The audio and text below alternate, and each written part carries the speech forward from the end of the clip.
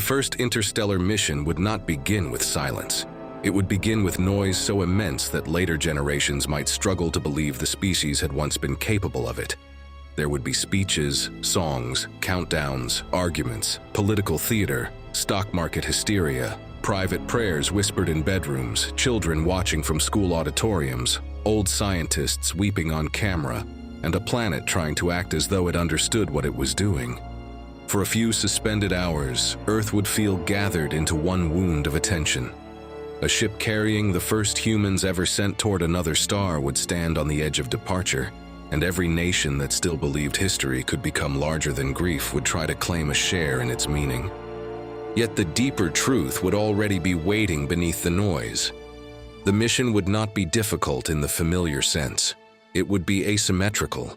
Earth would send people into a distance so severe that communication itself would begin to fail as a human experience long before the ship failed as a machine. Even if the engineering were magnificent, even if the launch were flawless, even if the vessel crossed the cold in exactly the way its designers prayed it would, the relationship between Earth and the ship would begin to unravel the moment distance turned every reply into an artifact from another time. The mission would not merely be far away. It would become historically delayed, and then emotionally delayed, and then, if the silence deepened, almost metaphysically absent. That is what would make it unbearable. The first humans sent to another star would not simply risk death. They would risk becoming unknowable while still alive. Earth could track them, perhaps, for a while. It could hear them, perhaps, for years. It could study telemetry, decode voice packets, replay laughter from a cabin already far removed from the world that heard it. But eventually, if something went wrong, or even if nothing visibly went wrong and only the signal faded into the dark, the entire mission could become one long unanswered sentence. A civilization would have finally dared to throw part of itself beyond the old horizon and discover that courage does not guarantee witness. The launch itself would likely be remembered for centuries, not because launch is the hardest part physically, but because it would be the last moment when the mission still belonged to Earth in an ordinary way. Before departure, the ship could be touched, toured, argued over, hated, praised, funded, sabotaged, mythologized, defended. Its crew would still walk under one sky, answer live questions, eat fresh food from a world that had grown it in open air, and look up at the sun knowing they still lived inside the ordinary chronology of home. The cameras would linger on faces because faces are what human beings trust when scale becomes unbearable. The world would search the crew for reassurance, for some expression grand enough to domesticate the enormity of the act. Yet even here, before the engines rose to their full seriousness, there would already be a hidden fracture. Some would treat the mission as the noblest thing humanity had ever done. Others would call it vanity decorated as destiny. Some would insist that no living generation had the moral right to spend such wealth on a gesture toward another star, while Earth remained wounded by poverty, climate strain, war, and the stubborn old humiliations that progress had never quite buried. Others would answer that the mission was not an extravagance, but an insurance policy written across centuries, the first true experiment in whether the species could survive beyond one world, one sun, one political cycle, one history of self-inflicted danger. That argument would not end when the ship launched. It would only go quiet because the image of departure would be too overwhelming to resist. Great engines would burn. The vessel would rise through atmosphere or depart from some orbital framework built for that purpose. The world would cheer or stand in stunned silence, and in that moment humanity would commit itself to an act that no apology could later reverse. The ship would leave. The first line of irreversible distance would be drawn. For a time, the mission would still feel almost ordinary in its intimacy. Signals would come back. The crew would send video, telemetry, observations, jokes, rituals of daily life. The first weeks might look more like a severe extension of long-duration orbital flight than like the beginning of exile. Earth would learn the names of every compartment. Children would know the ship's layout better than they knew the anatomy of their own cities. Journalists would overinterpret every facial expression. Entire communities would form around waiting for new transmissions. The distance would still be great, but not yet emotionally absolute. This phase would be dangerous precisely because it would encourage the old illusion that interstellar travel had become narratable in human terms. The crew would answer questions. Mission control would send instructions. Families would receive messages. The ship would still feel like a remote extension of civilization rather than a fragment beginning to separate from it. And that illusion would matter because all later grief would be measured against it. The public would remember the ease of those first exchanges and struggle to recognize how quickly ease becomes impossible when the abyss starts doing the arithmetic instead of imagination. There would be technical signs early on. Even in the best case, delay would grow. Replies would stop being live. A question sent 1 month would not be answered until much later. Conversations would become chains of recorded thought rather than shared time. The crew would begin speaking into the future of Earth, and Earth would begin answering into the future of the ship. That is where the mission would first become strange. Not when danger struck, but when chronology itself stopped being communal. The species would discover that the first true cost of interstellar travel is not fuel.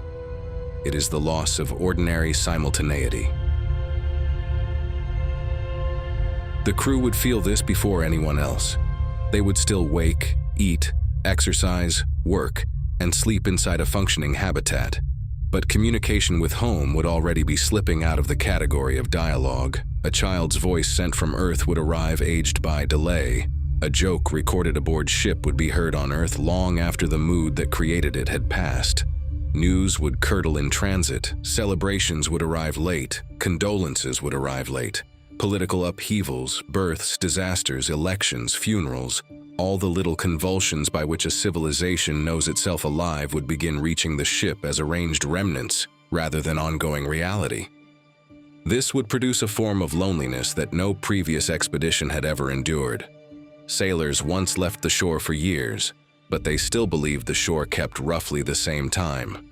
Even astronauts on distant missions remain inside delays small enough to preserve emotional reciprocity. An interstellar crew would live inside a future and a past at once. Earth's messages would be older when received. The crew's replies would be older when heard. Affection would continue, but stripped of immediacy. Love would become archival. That might be survivable for disciplined adults who volunteered for the mission. It is less clear that it would remain spiritually clean across decades. One can imagine the first months filled with heroic patience, the first years softened by the novelty of deep mission life, the first private rituals of adaptation forming. Yet beneath all that adaptation would remain the same quiet violence. The people you miss still exist, perhaps, but never at the same moment as you're longing for them. Home becomes a historical object even before it becomes unreachable. Back on Earth, the mission would gradually produce a new institution unlike any before it: organized waiting. Great listening networks would be built or expanded. Deep space communication arrays would be treated like civilizational organs. Engineers, linguists, psychologists, physicians, signal analysts, ethicists, and archivists would all orbit the mission's growing silence with different kinds of expertise. New messages would be received, decoded, restored, annotated, translated into public language, and distributed to a civilization hungry for proof that the ship remained whole. At first, this would feel triumphant. The mission would still speak. The world would still answer. Each packet of data would be treated not merely as information, but as continuity itself. Entire ceremonies might grow around transmission windows. Cities could pause for the playback of crew messages. Schools would adopt particular crew members as distant patrons of human courage. The ship's ordinary life would become a liturgy of relevance for people who wanted to believe that the species had finally become larger than the gravity well of its first cradle. But a subtle dependency would form. Earth would begin needing those signals not only for science, but for emotional confirmation. The ship would no longer be just a project. It would become a mirror. So long as Earth kept hearing from it, the mission could still be interpreted as a line of continuity between courage and result. Silence, when it finally came, would therefore wound more than one spacecraft. It would wound the idea humanity had built of itself through that spacecraft. The first anomaly would probably be small enough to invite denial. A delayed packet, a telemetry irregularity, a brief dropout attributed to antenna alignment, background interference, onboard maintenance, power reallocation, or some expected strain of the communication architecture.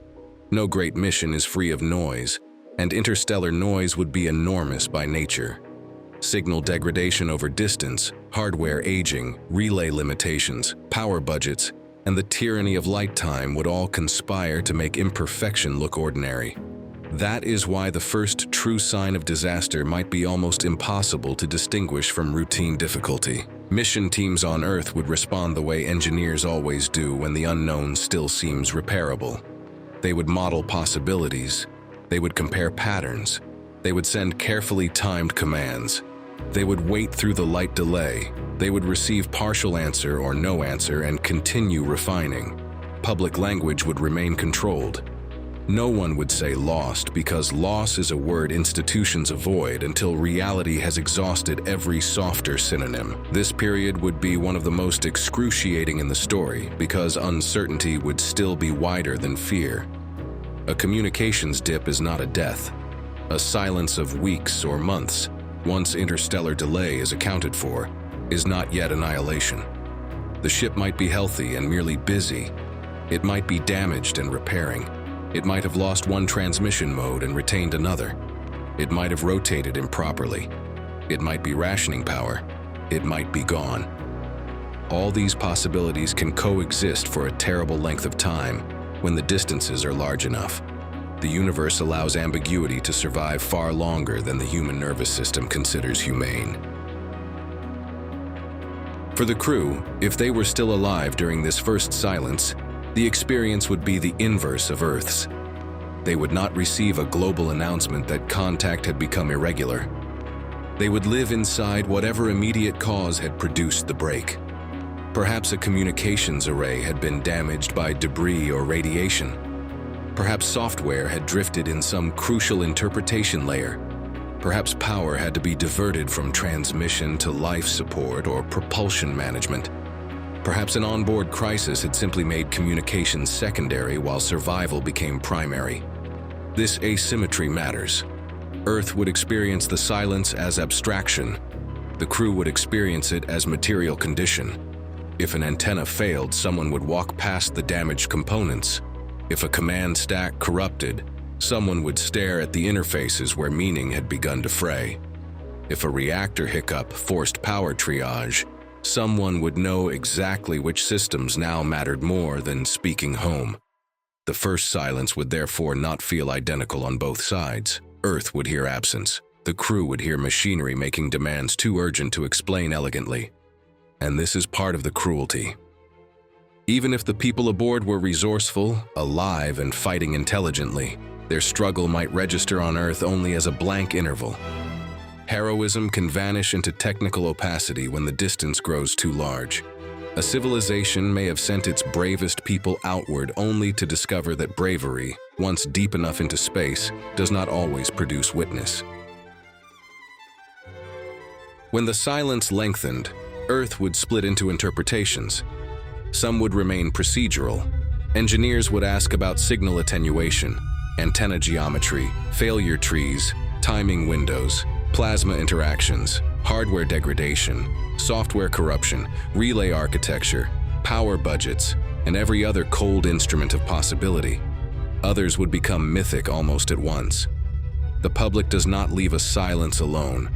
It fills it. Newspapers, documentaries, private conversations, religious movements, and conspiracy cultures would all begin supplying the ship with meanings it could no longer correct.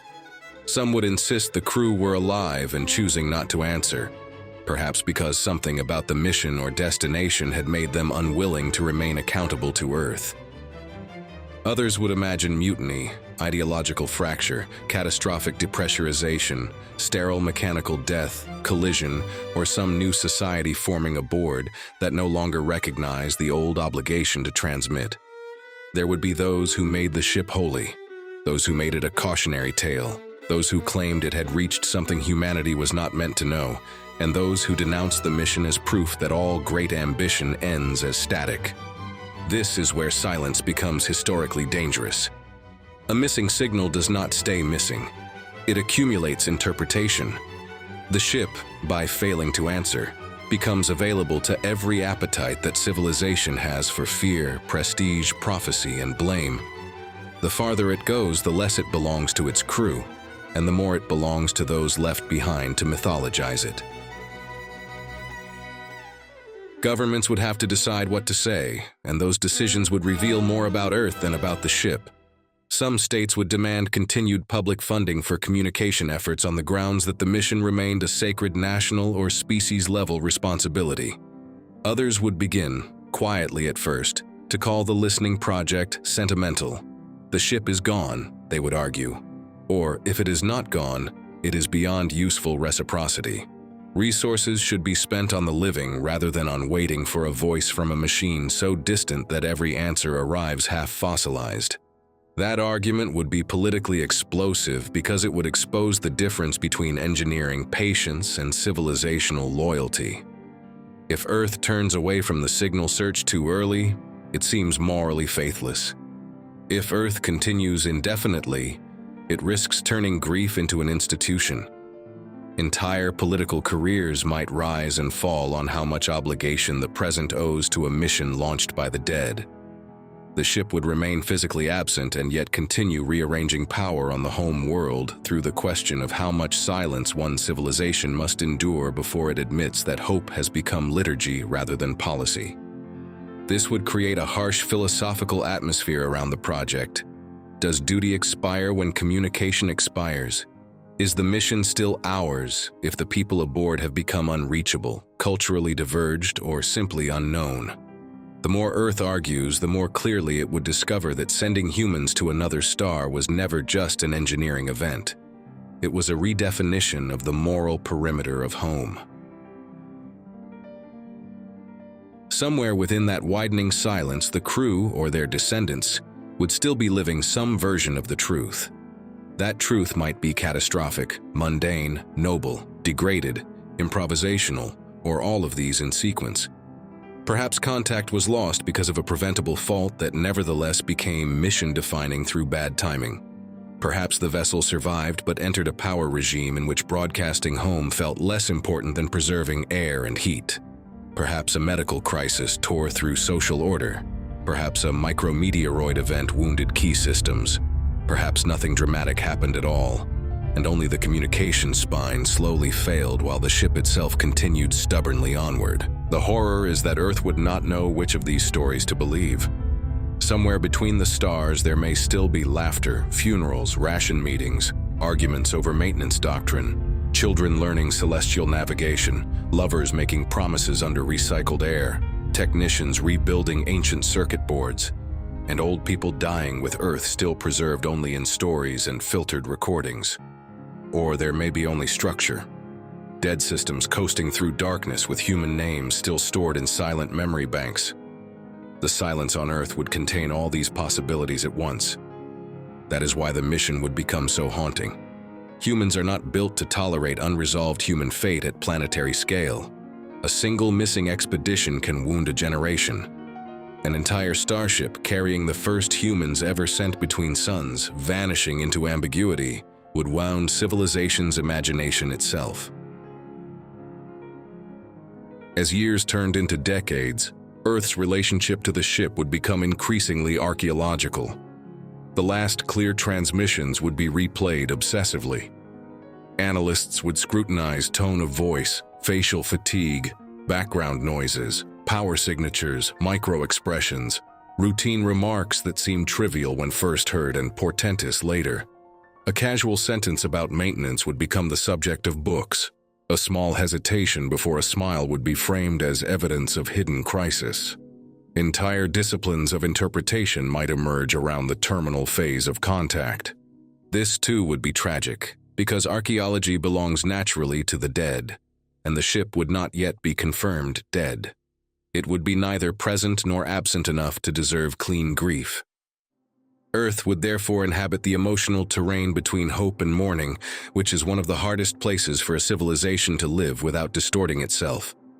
Families of crew members might become custodians of authenticity, pleading against wild mythologization while also being unable to accept closure.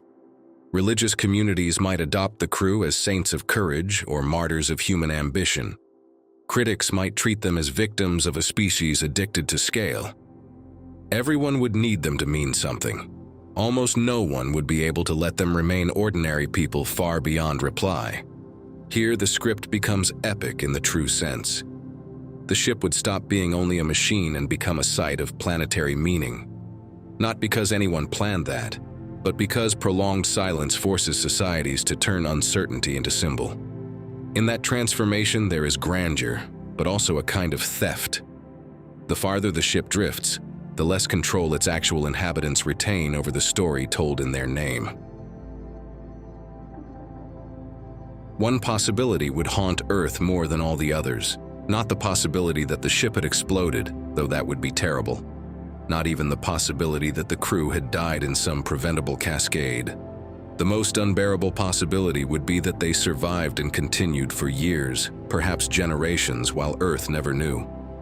That they ate, repaired, taught children, rationed power, argued over law, mourned the first dead, invented new rituals, and crossed the dark in stubborn silence while the home world kept asking the sky for proof. There is something almost unbearable about that thought because it cuts directly into the ethics of first contact with one's own future. Humanity would have sent part of itself away and then lost the ability to witness whether that part had endured. The people aboard would continue as history, perhaps, but without history's usual capacity to testify to itself. Earth would be left with the oldest anguish of all, not death, but uncertainty about life where love can no longer reach reliably. This is where the interstellar mission stops feeling like technological speculation and becomes tragic cinema. A dot between stars, too small for rescue, too distant for ordinary voice, still carrying possible consciousness. Every delay multiplies the cruelty. Every year that passes on Earth without answer becomes another year in which the ship might still be there, making choices no one home will ever judge in time.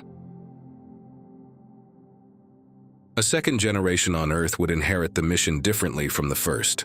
For them, the launch would already belong to archive rather than direct memory.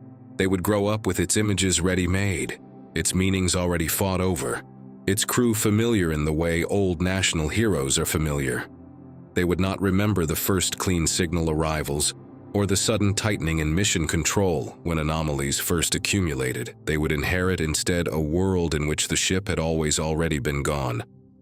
This generational shift would matter because it would slowly cool the original emotional temperature while making the silence more permanent. What begins as crisis in one generation becomes atmosphere in the next. Younger people might accept the uncertainty with more philosophical calm, or they might become newly obsessed because inherited mysteries often provoke a purer form of longing than contemporary events. The ship could become, for them, less a failed mission than the first true ghost of interstellar humanity. Schools might teach the last confirmed coordinates the way ancient cultures taught battlefields. Museums could preserve reconstructed compartments of the vessel. The signal delay itself might become a kind of educational ritual, a way of teaching children what distance really means. In this way, even without speaking, the ship would continue altering civilization. Silence would not end its influence. It would deepen it by making the ship part of collective inheritance rather than current policy. On board, if the mission endured, the reverse transformation would occur. Earth would move from presence to archive. The first generation aboard would remember oceans, gravity, seasons, live sunlight, unscripted weather, and the absurd abundance of a planet that did not need to be held together by pumps and membranes. Their children would inherit a different reality. Home would come to them through stories, recordings, educational doctrine, and perhaps ritualized remembrance. Earth would remain emotionally powerful while becoming experientially mythic. This is one of the profound asymmetries the mission would produce. On Earth, the ship would become symbol because silence made it inaccessible. On the ship, Earth would become symbol because delay and distance made it unrecoverable. Both sides would mythologize the other at the same time. Each would continue existing physically while receding emotionally into narrative. The first interstellar mission would therefore not only span space, it would manufacture mutual legend. Such legend could be beautiful or dangerous. It could preserve continuity. It could also distort responsibility. A crew descended from the first voyagers might one day feel that Earth belongs to sacred prehistory rather than active obligation. They might continue transmitting only ritually, or not at all if the social meaning of Earth had changed beyond reciprocity. If that happened, Earth's silence would not be a tomb, but a severed kinship. That possibility might be even harder to accept than death. The engineering of continued listening on Earth would become a drama of its own. Signal recovery at extraordinary distance is never only a matter of pointing a dish and waiting. It is a contest against noise, power fall-off, hardware aging on both ends, atmospheric interference, calibration limits, and the growing difficulty of distinguishing the meaningful from the desired. The longer the silence lasted, the more often Earth would think it had heard something. A carrier trace, a pulse train, a fragment of patterned noise, a frequency drift matching older transmission architecture. Most would prove to be error, artifact, wish translated into mathematics. Those false awakenings would devastate the people who devoted their lives to listening. Engineers would age beside the same sky, each generation hoping to be the one that caught the returning thread. Some detections would briefly electrify the planet before collapsing under scrutiny. Others would remain unresolved, enough to sustain hope and too weak to build certainty. Humanity would discover that the technical act of listening can become emotionally indistinguishable from prayer when the distance is large enough and the beloved object has crossed into near myth. This is another place where the mission would reveal something older than technology. Silence does not remain silence in the human mind. It turns every weak pattern into a candidate for meaning. The farther the ship went, the more Earth's hearing would become vulnerable to longing itself. Perhaps after many years, a message would arrive that changes everything without resolving anything. Not a restoration of full contact, not continuous dialogue. Only a fragment, a compressed packet, a damaged burst of telemetry with one unmistakably human element inside it.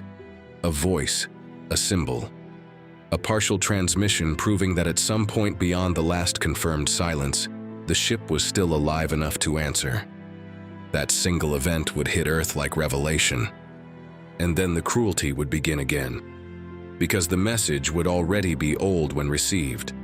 If the ship were 10 light years away, or 20 or more, the proof of life would not be proof of present life. It would be a relic of survival from a past Earth could no longer touch. Even the most joyous possible recovery would therefore retain tragedy at its core. The home world would celebrate an answer that might already be obsolete in the only sense that mattered. This is what makes interstellar silence so different from every earlier form of waiting. Even good news arrives with the taste of delay. Closure itself becomes historically uncertain. The species might spend decades begging the cosmos for a sign, receive one at last, and still remain unable to say whether the people who sent it were alive now or merely alive then. There would also be darker possibilities. A damaged message could reveal distress without enough clarity to guide remedy. A fragment of environmental alarm, a partial medical emergency log, a final technical report cut off mid-sequence, a farewell shaped by failing transmission. Such material would be almost impossible to bear because it would combine intimacy and impotence in their most refined form. Earth would hear enough to understand suffering and too little to intervene. One can imagine the cultural aftershock of that. Whole generations reorganized by one recovered sentence. Entire political movements built around the ethics of sending another ship, even if it could never arrive in time. New religions structured around the last audible words of the first interstellar dead. New art devoted to the unbearable distance between hearing pain and being able to answer it. A civilization that had once dreamed of the stars as a theater of expansion would discover them instead as a theater of delayed responsibility. This is where the story becomes fully epic, not because it gets larger, but because it becomes morally irreversible. Once Earth has sent humans far enough that their suffering can return only as archaeology, the species can never again pretend that distance is ethically neutral. The stars would no longer symbolize aspiration alone. They would also symbolize the possibility of abandoning the living into scales where love becomes informational rather than practical.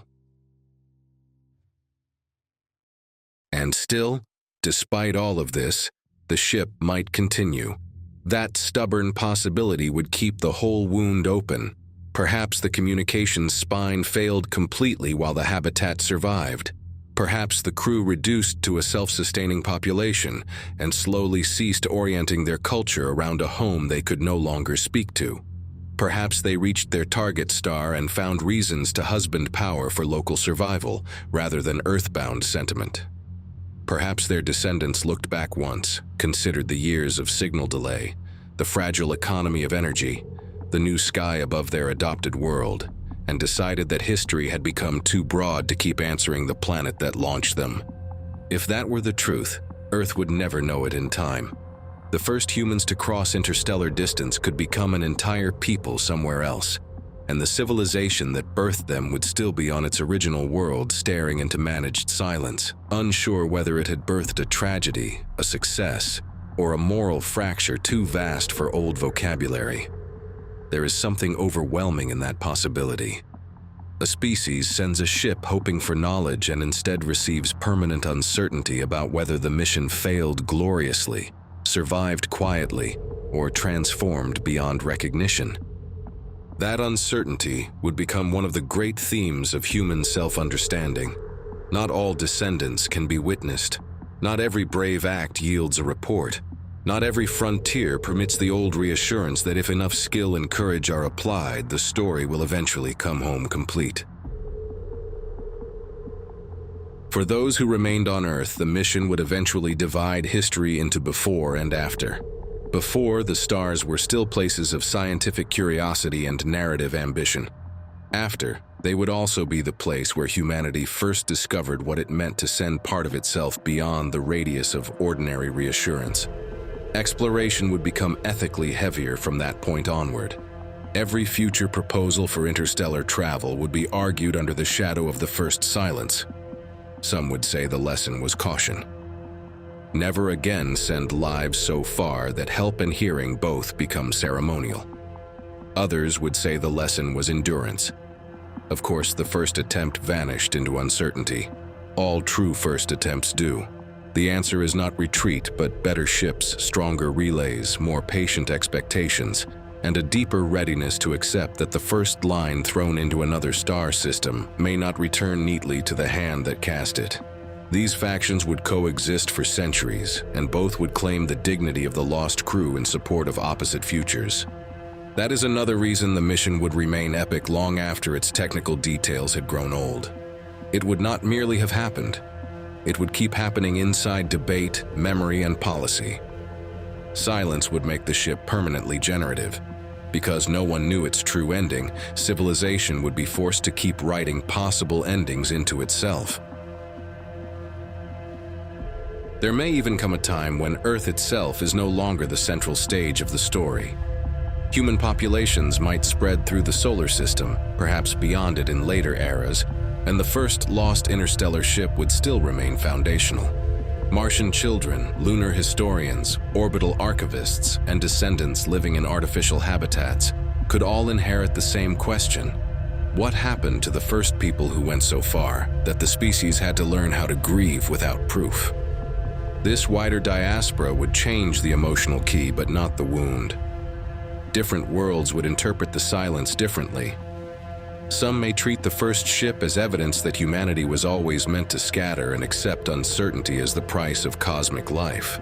Others may treat it as a foundational error, proof that no society should cast people into abyssal distance without reliable means of mutual accountability. One culture might celebrate the lost voyagers as saints of forward motion. Another might mourn them as the first victims of scale intoxication. Such plurality would not weaken the story. It would make it richer. The ship would become one of those rare events large enough to be remembered differently by every branch of a civilization, and yet still remain central to all of them. Silence would not erase meaning, it would multiply it. And what of the ship itself, if one allows imagination its final mercy? Somewhere in the long dark between stars, perhaps there is still a vessel carrying human names, human habits, human law, human tenderness, and human fatigue. Its walls are tired. Its systems bear the accumulated memory of repairs. Its children know Earth as story, not sensation.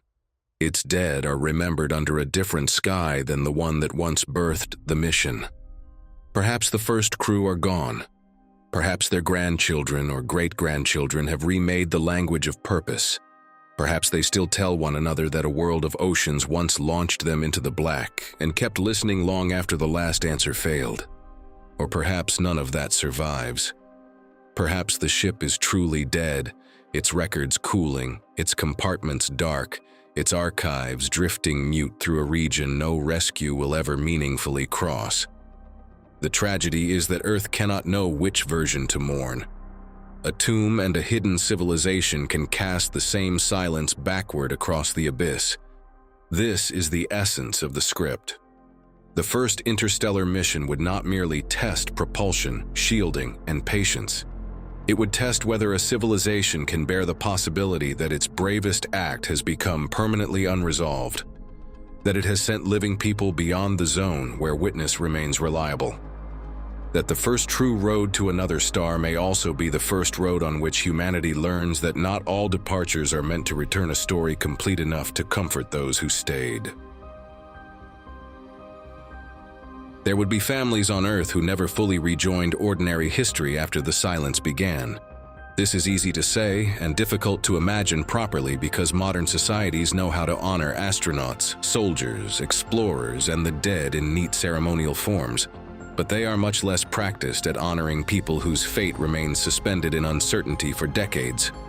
The mother of a crew member might spend the first years speaking publicly with disciplined hope, then withdraw as media attention turned her private waiting into spectacle. A child left behind might grow into adulthood under the strange pressure of being known everywhere as the son or daughter of someone who may still be alive farther away than grief knows how to follow. Lovers would marry other people or refuse to, depending on which kind of faith ruined them more slowly. Parents would die before knowing whether the faces in their old photographs had entered history as ancestors, casualties, or founders of some hidden branch of humanity. This is one of the ways the mission would become epic without becoming abstract. Epic stories often fail when they lose the intimacy that makes scale matter. The first lost interstellar ship would not only wound governments, institutions, and planetary myth. It would wound kitchens, birthdays, marriages, inheritances, and the exhausted conversations of families who no longer know what tense to use. Is he gone? Is she still out there? Did they die years ago? Are they alive now? The grammar itself would fail before the facts arrived. Human beings need verbs to distribute pain. Interstellar silence would take verbs away. There would also be a social cruelty in the way public memory treats such families. For a few years, perhaps longer, they would be invited everywhere. Memorial events, documentaries, symposia, global broadcasts, school remembrances, political ceremonies. Their suffering would be treated as sacred because it still aligned with the mission's emotional centrality. Later, as the world moved on unevenly, the same families might feel abandoned by the very civilization that once wrapped itself in their ordeal.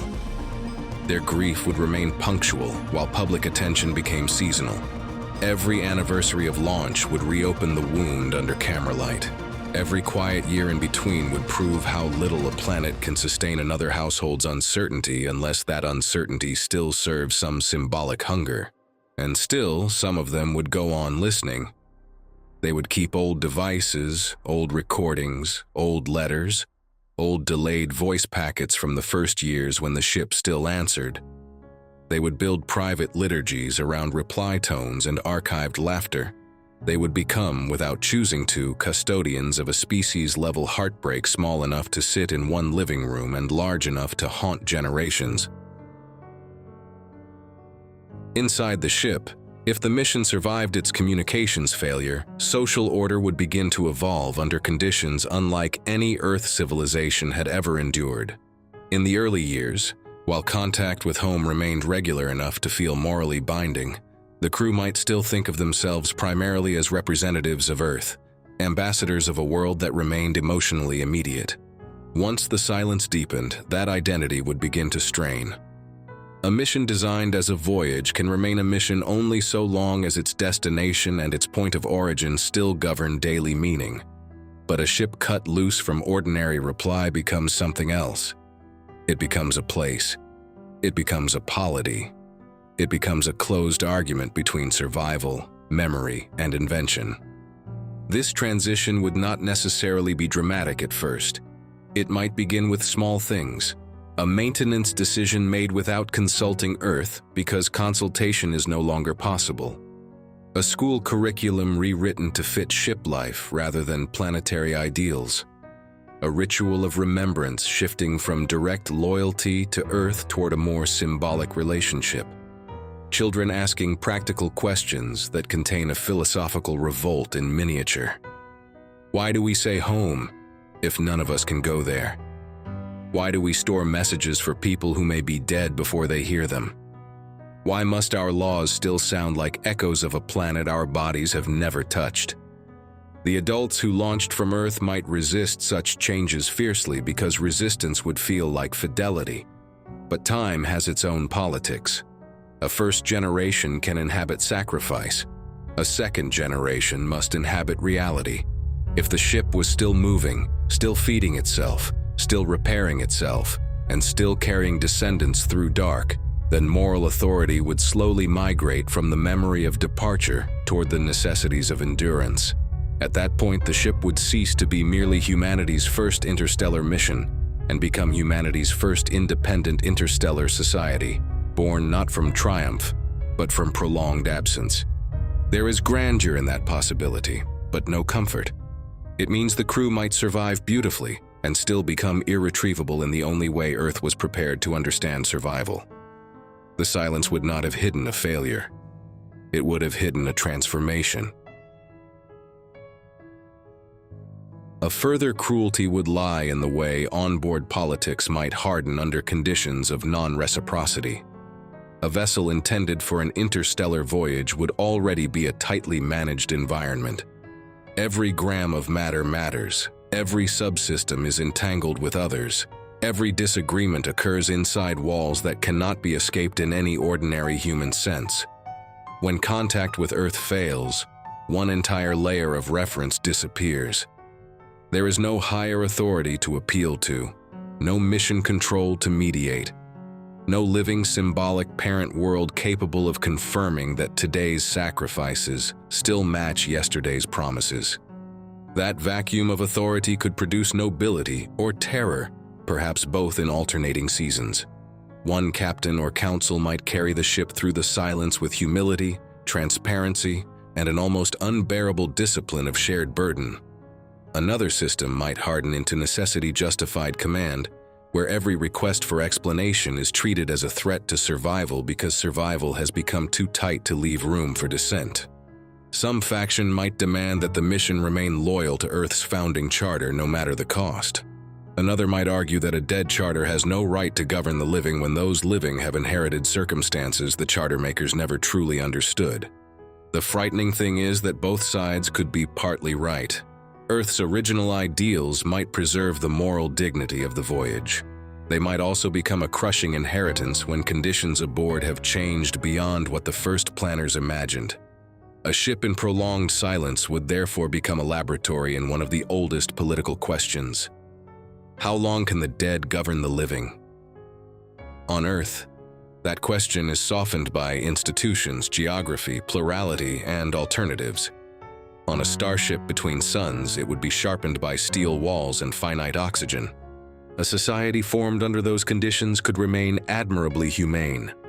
It could also become doctrinal, brittle, and severe. The tragedy for Earth would be that no answer, good or bad, would return in time to reassure or horrify properly. Human beings left behind would be forced to imagine every possible constitution in the dark. Ritual would deepen in both directions of silence. On Earth, annual commemorations would likely begin as state events and end as something closer to inherited liturgy. The launch day might become a planetary observance. Bells, sirens, moments of silence, coordinated transmissions cast into space, children reciting the names of the crew, orchestras performing music once played at departure, deep space arrays turned ceremonially toward the last known trajectory. These acts would begin in remembrance and slowly acquire the density of civil religion. What makes this compelling is that ritual survives precisely where information fails. A civilization does not continue performing ceremonies for centuries because it expects them to solve engineering problems. It continues because ritual allows uncertainty to remain socially habitable. The ship might be dead, the ship might be alive, the ship might have become something Earth no longer has a right to claim. Ritual would let all these possibilities coexist without tearing public meaning apart every year. Aboard the ship, rituals would evolve in parallel. There may be an Earth Day no one alive has personally known. There may be a transmission vigil in which children are shown old messages and taught that their ancestors once spoke with a world beneath open sky. There may be funerary customs shaped around the idea that the dead were born too late to know Earth and too early to know the destination. There may be marriages made beneath archives of old planetary weather, births welcomed with the names of oceans no infant will ever see, and anniversaries of silence itself, not as catastrophe, but as the moment when the ship ceased being an expedition and became a people. This is the kind of detail that makes the story feel like a film rather than an essay. The silence does not only create emptiness, it creates ceremonies to make emptiness bearable. In both worlds, ritual becomes the shape that meaning takes after information has gone thin. There would almost certainly be movements on Earth dedicated to sending a second ship, and they would divide sharply over why. Some would frame it as rescue, even when everyone in private knows the arithmetic makes literal rescue absurd. By the time a second vessel launched, accelerated, and crossed enough distance to matter, any emergency aboard the first ship would belong to a past too remote to intervene indirectly. Yet rescue language would persist because human beings cannot easily admit that what they want is not rescue, but witness. They would want to send another ship not to save the first crew in any immediate operational sense, but to make sure the first wound does not remain forever unanswered. Others would reject the rescue framing as dishonest and dangerous. Better to call the second ship what it really is: a successor mission, a continuation, perhaps even a confession that the first launch was always partly sacrificial.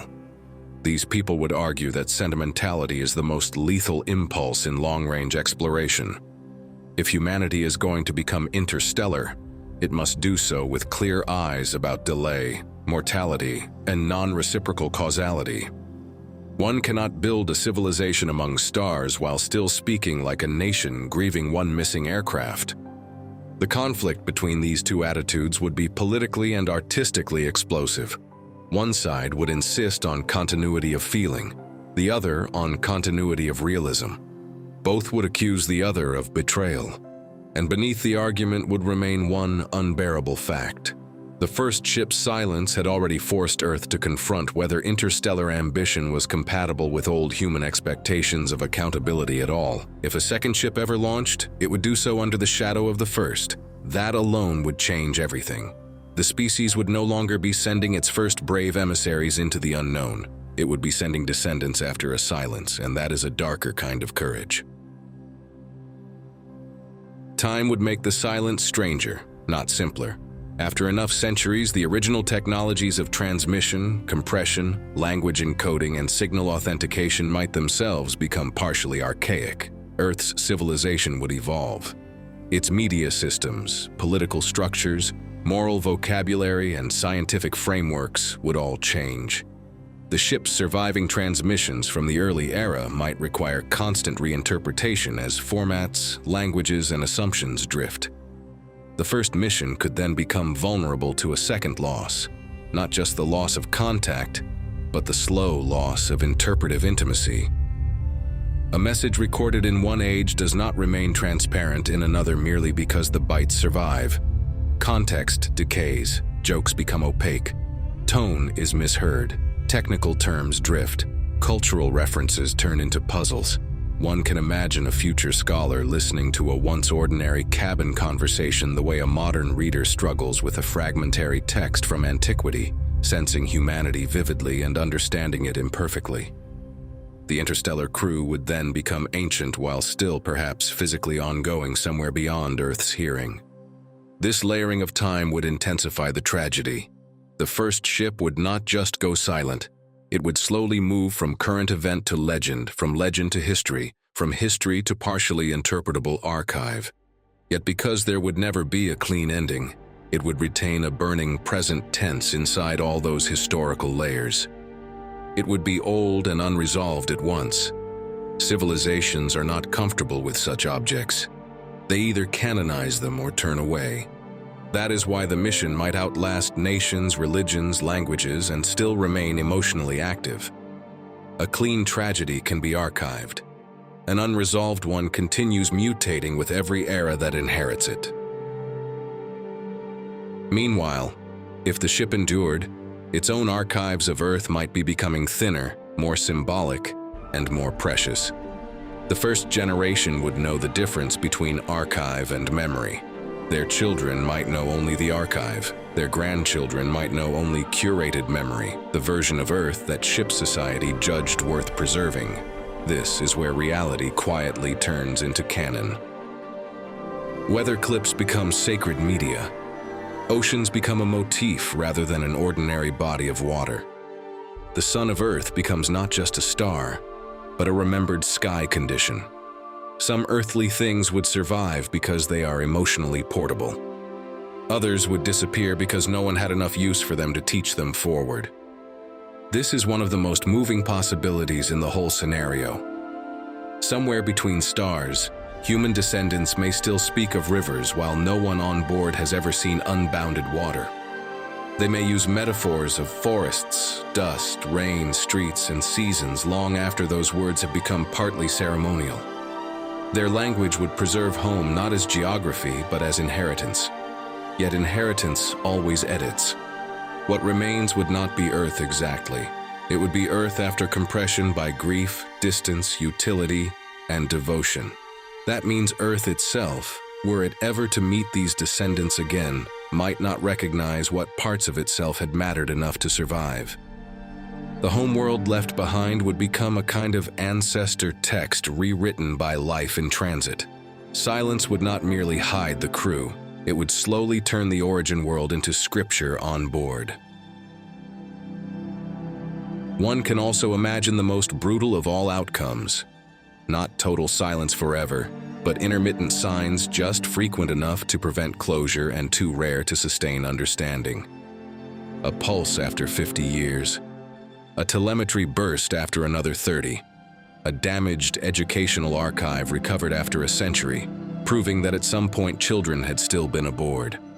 Then nothing again. Then one more fragment centuries later, too altered in language to interpret quickly, carrying names no one on Earth remembers because they were born on the ship long after the launch generation died.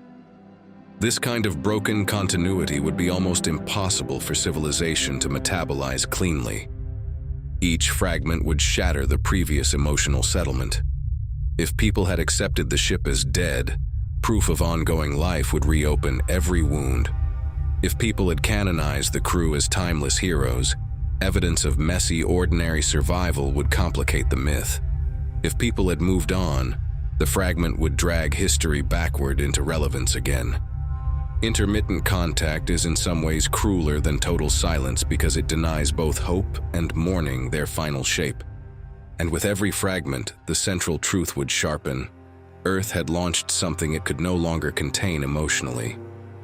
The first interstellar mission would not remain proportional to the intentions of the people who voted for it, built it, or boarded it. It would exceed them all. That is what epic scale really means. Not just big, not just distant, bigger than the category of closure available to the civilization that started it. There is one last axis of terror and grandeur the story deserves. The ship's silence would force humanity to confront the difference between exploration and abandonment. Those words can look similar at launch. Both involve departure, risk, courage, and distance. The difference emerges later when one asks whether the travelers remain held inside a meaningful field of care. If Earth can no longer answer in time, can no longer help, can no longer know, then at what point does bold exploration become a morally decorated form of leaving people beyond the perimeter of practical love? No simple answer exists, and that is exactly why the story feels so large. Some would say that all great exploration contains this element, and that to refuse it is to remain forever provincial. Others would answer that interstellar scale changes not only the degree but the kind of risk involved. To send humans where witness may fail for generations is to ask them not merely to brave danger, but to inhabit a silence so deep that their fate may outlive the moral vocabulary of the world that sent them. The species would argue over that for ages, and perhaps it should, because the first lost ship would not only be a story about the stars, it would be a story about whether human beings can remain ethically recognizable to themselves once their reach exceeds their capacity to hold one another in ordinary time. There would come a point, perhaps centuries after launch, when Earth would no longer be listening only for the ship. It would begin listening for echoes of its consequences. That distinction matters. At first, the project of contact is concrete. One wants telemetry, voice, proof of atmosphere, power, population, course correction, intent. Later, when the silence has become the normal climate of memory, the search broadens into something stranger. Observatories might watch not only the last known trajectory, but the target system ahead of it. They would search for signs of engineered light, unusual transits, artificial spectra, heat signatures too regular to be natural, any mark suggesting that the first mission either survived its crossing or died trying in a way the destination itself now records. This would create a second, more distant form of hope. Earth would not merely ask, "Are they still there between the stars?" It would ask, "Did they arrive? Did their silence end somewhere else? Did they step under another sun and begin a history that simply no longer loops back toward us?" That question would be almost more painful than the original one, because it introduces the possibility that the mission succeeded in the only large sense that matters and still failed in the smaller emotional sense that human beings cannot stop caring about. A species wants its first interstellar triumph to be known. The universe may grant it only the victory and withhold the knowing. One can imagine entire centuries organized around this deferred second hope. New telescopes would be justified partly by science and partly by longing. The target star would become one of the most observed places in the sky. Tiny anomalies there would trigger waves of interpretation. A dimming event, a spectral line, a strange periodicity, an unexplained infrared excess. Any of these might be seized upon as evidence that the lost ship had not been lost at all, only translated into another phase of history too far away to send comfort home. The civilization doing the observing would become, in a deep sense, addicted to indirect resurrection. The children born aboard the ship deserve more of the story than they usually receive, because they are where the mission stops being an expedition and becomes inheritance. The first generation of adults chose the voyage, or at least consented to it under conditions intense enough to give choice a solemn shape. Their children did not. They would open their eyes inside metal, filtered air, scheduled light, and a society whose origin lay in a departure they never made. For them, the mission would not be adventure, it would be weather. That fact alone could reshape everything. A child on such a ship would learn early that language contains absences. Some words refer to realities that no one in the room has personally known. Wind, rain, wild horizon, thunder beyond insulation, birds not simulated but accidental. The smell after heat leaves pavement in summer. the way night works when darkness is not engineered but planetary. Adults might preserve such things carefully, and still the child would feel the gap between being taught and being native. Earth would arrive as archive before it ever arrived as grief. This is one reason the silence from Earth would be so destructive and so creative at once.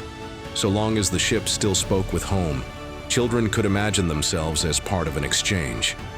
Once the exchange failed, they would have to imagine themselves as the continuation of a story with no living witness on the other side.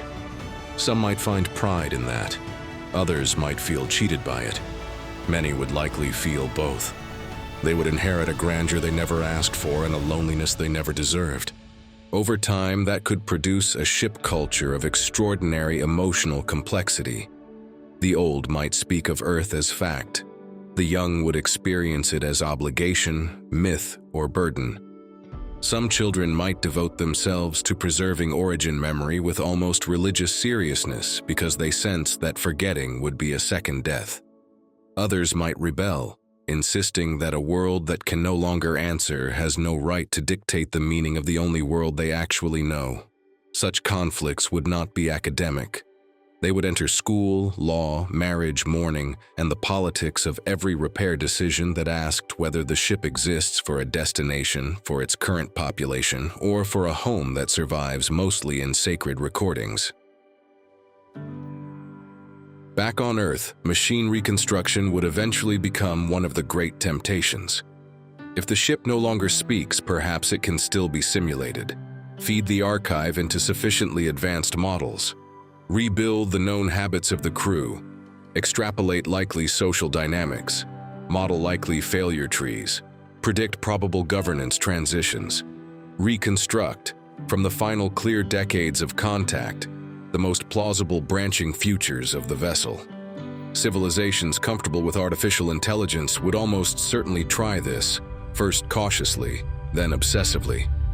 The ethical difficulty would be immense. A simulation of the crew, however careful, would not be the crew. A probabilistic reconstruction of life aboard the silent ship would not be testimony. Yet once the silence lasted long enough, many people would cling to such reconstructions because human beings do not easily endure unfilled narrative space when enough data exists to produce something that sounds like voice. One could imagine museums or public memorial centers offering generative conversations with likely models of what the ship's descendants might believe, or how the command staff might have responded to the first communications failure. At first, these would be framed as educational tools. Later, they might become emotionally dangerous replacements for ignorance. This would split Earth again. Some would defend the models as the only responsible way to continue thinking with rigor about those who disappeared. Others would condemn them as counterfeit consolation, a technologically sophisticated desecration of lives whose greatest dignity now lies in the fact that they remain unresolved. The debate would matter because it would reveal a broader truth about deep futures. Once people can no longer hear the absent, they begin building artifices to prevent absence from remaining absolute. There is tragedy in that impulse, but also tenderness. A civilization that simulates its lost crew is admitting something almost childlike and almost sublime. It cannot bear not knowing what became of the part of itself it sent away. The machine model becomes not truth, but a prosthetic for unanswered love. Another layer of sorrow would appear when the first generation of people who remembered the launch personally all died. There is always a difference between an event that remains inside living memory and one that has crossed entirely into archive. While even one witness survives, history feels anchored by breath. Once the last witnesses are gone, the event becomes more vulnerable to elegance, distortion, and appropriation. The first lost interstellar ship would undergo exactly that transformation. The final death of the launch generation on Earth would likely be marked as a civilizational threshold. After that point, no one alive would be able to say, "I saw them leave." I heard the first unscripted answer. I remember when the silence still felt temporary. Everything would then depend on records, and records, however rich, do not hold experience the same way living testimony does. The ship would pass from remembered wound into inherited monument. This matters because monuments are powerful and dangerous. They simplify, they stylize, they give clean contour to pain that was never clean while it was happening. The first lost ship might become easier to honor once no direct witnesses remained, but it would also become easier to misuse. Political regimes, ideological movements, and cultural factions could shape its memory more freely. The crew might be recast as martyrs, pioneers, victims, saints of forward motion, evidence for restraint, proof of courage, proof of recklessness. Once direct memory dies, ambiguity does not vanish. It becomes easier to command rhetorically. That is why the mission's unresolved status would remain so potent. Even after the last witness dies, silence still resists full possession. The ship's absence would continue to embarrass anyone trying to turn it into a neat lesson. It would keep some part of human history open, and open wounds are much harder to domesticate than old scars. There is also the possibility that the silence changes Earth more constructively than anyone expected. A civilization forced to endure unanswered distance for centuries might become more patient, more archival, more serious about long-term institutions. The listening arrays would have to outlive governments. The custody of the mission archive would have to survive wars, economic collapse, cultural drift, and technological replacement. Education systems would need ways of teaching children why something launched by their ancestors still matters when no new proof has arrived in living memory. Those are not trivial achievements. They require a species to practice continuity rather than merely praise it. In that sense, the lost ship could become one of the great tutors of human maturity, not because it succeeds transparently, but because it forces those left behind to maintain fidelity without reassurance. Earth would need to learn how to keep promises to the absent. It would need to fund listening without theatrics, preserve records without simplifying them, mourn without certainty, hope without delirium, and resist the lure of easy endings. That is an extraordinary moral education for any civilization, especially one accustomed to fast media, rapid gratification, and political attention spans shorter than grief. Perhaps that is one of the hidden reasons the story feels so powerful. It is not just about what happens to the people on the ship. It is also about what happens to the world that must continue after choosing an act larger than its own emotional reflexes. Silence would become a discipline as much as a wound. In the end, what if Earth sends a ship and never hears back? Then the first humans between the stars would become more than explorers. They would become a question the species asks itself for generations. Did courage survive? Did machinery fail? Did a new society bloom in silence? Did some preventable wound grow irreversible while the homeworld kept calling into static? Earth would build observatories, archives, rituals, philosophies, songs, and arguments around that unanswered point in the dark. The mission would vanish physically and expand symbolically. That is what makes the scenario so frightening. Not just the possibility of death, though death is there. Not just the possibility of technical failure, though failure is there. The true anguish lies in the disappearance of certainty itself. A civilization would finally send its first humans toward another star and discover that the stars do not owe it confirmation. The abyss between suns would not only test life support and propulsion, it would test whether meaning can survive when proof does not. And yet perhaps that is also why the story feels so epic, because it reveals the full scale of what interstellar ambition really means. Not a clean triumph, not a simple leap into a brighter future, but a wound of distance opened deliberately by a species brave enough, desperate enough, or restless enough to place living people inside the silence and wait, perhaps forever, for an answer that may never come.